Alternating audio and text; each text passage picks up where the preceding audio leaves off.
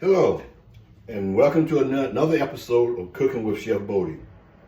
Today, my meal will be Yorkshire pudding, which is a dish from the British Isles, and shrimp and clam chowder, which is a dish from the New England area of the United States. And actually, it's from Britain because the British came over. I'm quite sure they brought clam chowder along with them.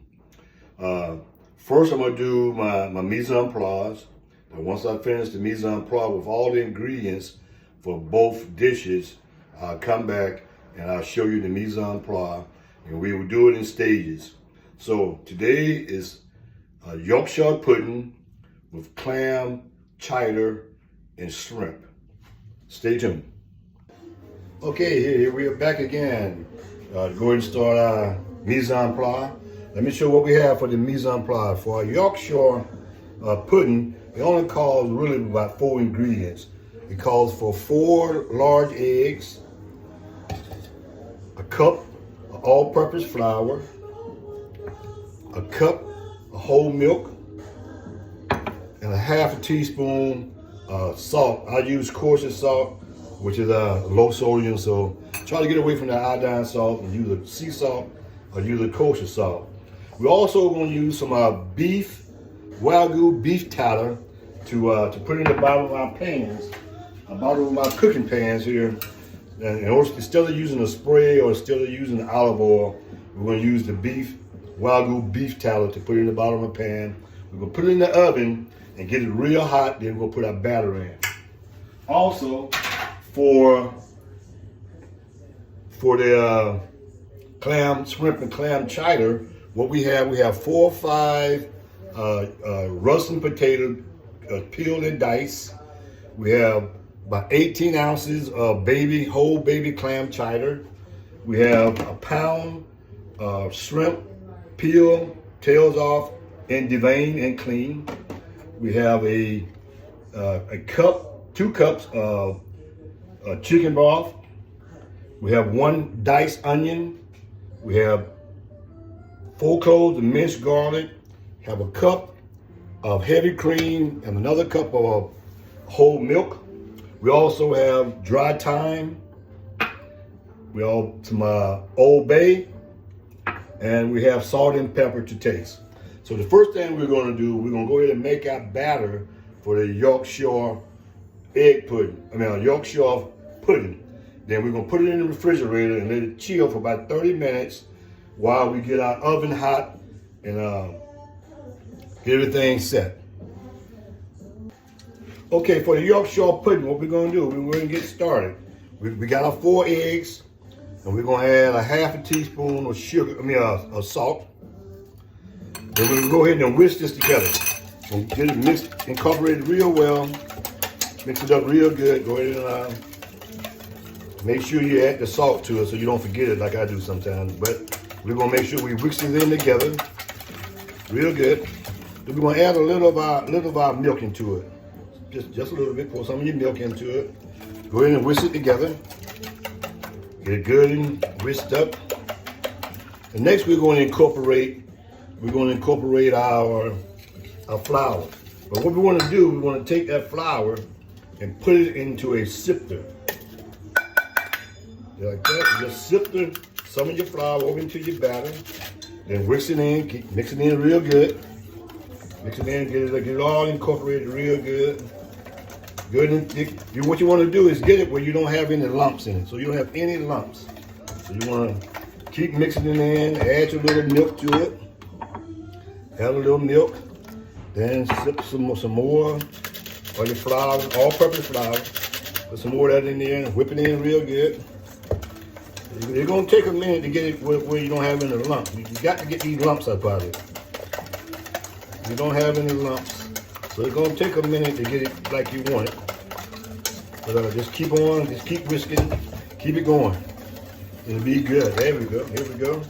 And add a little bit more of your flour in. There you go, just like that. Whisk it in real good. Add some more of your milk. And the rest of your flour, just whisk it in. Get it in real good, get it in, so it don't be lumpy. There we go, just like this. And add the remaining milk to it, to your batter, and go ahead and whisk that in real good. What you want to do is get it to a consistency where it will coat the back of a spoon. So what we're going to do, we're going to make sure we got it real good and mixed in real well and get rid of all the lumps. Then once we get it to where it coats the back of a spoon, we're going to put it in the refrigerator and let it chill for about 30 minutes. Now, it's best if you can let it chill overnight, or at least 2 to 3 hours, preferably overnight. But on this particular recipe, we're going to just do it for 30 minutes, which will be fine. Now, just looking real good, looking just like I want it. It's nice and smooth. It's going to take a minute, you know. You got to keep whisking, get all those lumps up out of it, and get it where you want it. Now, if it's too thick, what you want to do is just add about a half a teaspoon of water. So what we're going to do, we're going to get a spoon here, and we're going to take the consistency of our batter. Put it in there. See how it coats the back of that spoon? That's exactly what you want, where it coats the back of that spoon just like that. That's perfect. That's perfect. We're going to go ahead and get rid of this right here. And we're going to whisk it in just a little bit more. Then we're going to take it and cover it and put it in the refrigerator. Okay, now that we got our batter the way that we want it, we're going to cover it up with some plastic wraps, some clear wrap. We're going to go ahead and put it in the refrigerator about 35 minutes, 30 minutes to an hour, whichever is best for you. Like I said, but it's best if you can do it overnight. Now, while that is chilling, what we're going to do, we're going to go ahead and preheat our oven to 425.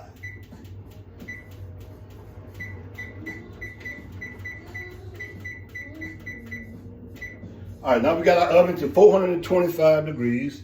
We want to take our muffin pans, and take our Wagyu beef tatter and put about a teaspoon in each one of your muffin pans. Just put it in them. There we go, just like this. What we're going to do, like I say, Frank, what we're going to do, once the oven gets hot, we're going to put this pan in the oven for about 15 to 20 minutes until this beef tallow get up to about 400 degrees. Once it gets 400 degrees, we're going to remove it from the oven, and we're going to pour our batter in it. Then we're going to put it back in the oven for about 20 to 25 minutes to 30 minutes. All right? So what we got now going, we got our oven preheating at 425 degrees. We got our muffin pan with about a teaspoon and a half of beef tallow, Wagyu beef tallow in the pan. We're just going to set it aside. Once the oven gets hot, we're going to put it in the oven for about 10 to 15 minutes and see where we are then. Next thing we're going to do while that's going on, in a few minutes I'll be back and we'll go and start our shrimp and clam chowder. See, wait, I'll be right back. Okay, now we got our onion sauteing, and it smells, you can imagine the aroma in here. Now we need to go in and add our garlic. Add our garlic to it. And how long do you cook your garlic? You cook it until you smell it. Add the garlic in. And once you start smelling, when you start smelling that garlic, you get a good caramelization on it, and you know you're about ready. Okay? Outstanding, looking good. It smells wonderful, you know.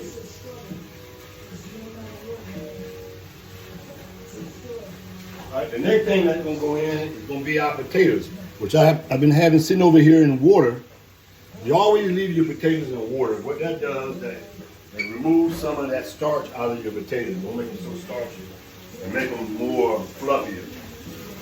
As soon as the garlic gets going and the onions get where I want it, we're going to go ahead and add our potatoes in.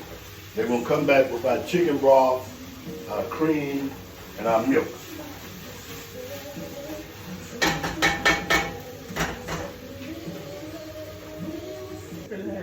Yeah. All right, now what we want to do, we want to stir in our potatoes. Now that the onion and the garlic is fragrant and very translucent, go ahead and stir in your potatoes in batches. Get them good and tender and good and saute them just a little bit. Okay, we're going to add all the rest of your potatoes in. We're going to let this cook for just a minute. Then we're going to go ahead and add 2 cups of chicken broth. Then put a little salt and pepper in it to taste. We'll come back and adjust it as we need to be. So right here I got 1 onion chopped, 2 garlic cloves minced, 3 to 4 russet potatoes peeled and cubed up and chopped up.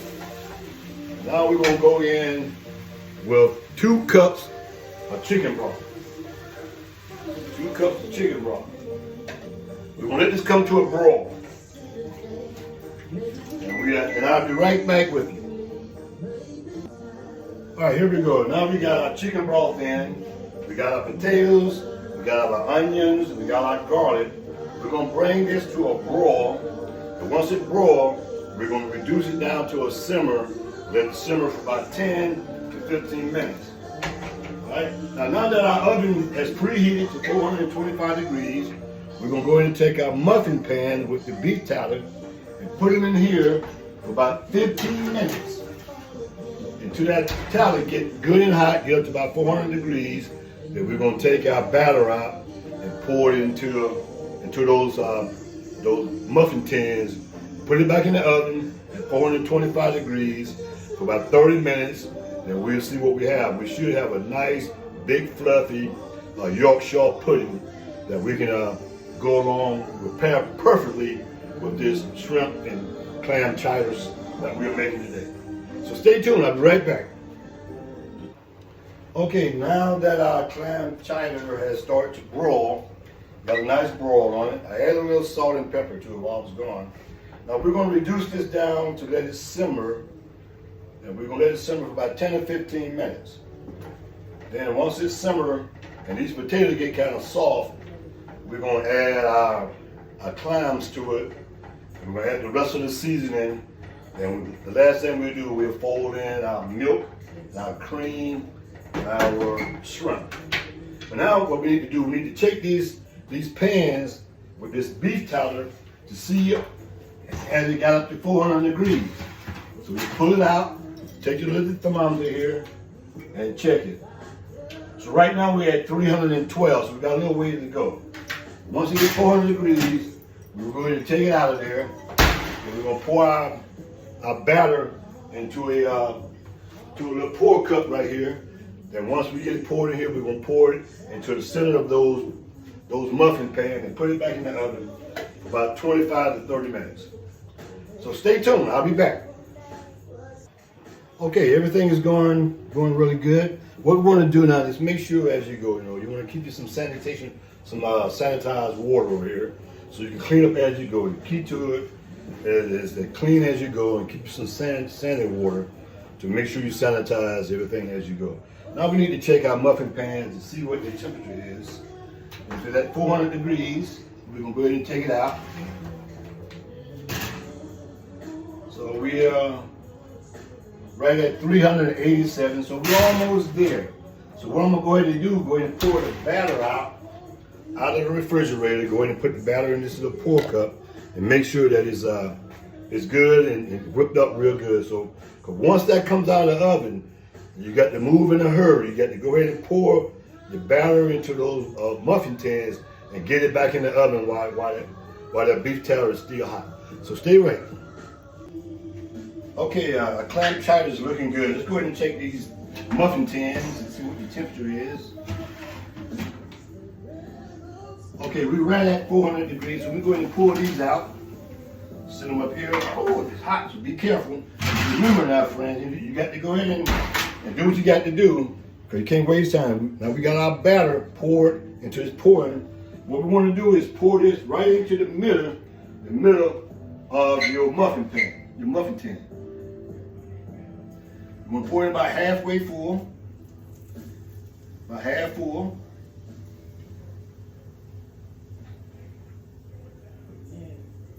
There you go. Staying in the middle. You want to put about halfway. We only gonna make 6 of these, but I have enough batter.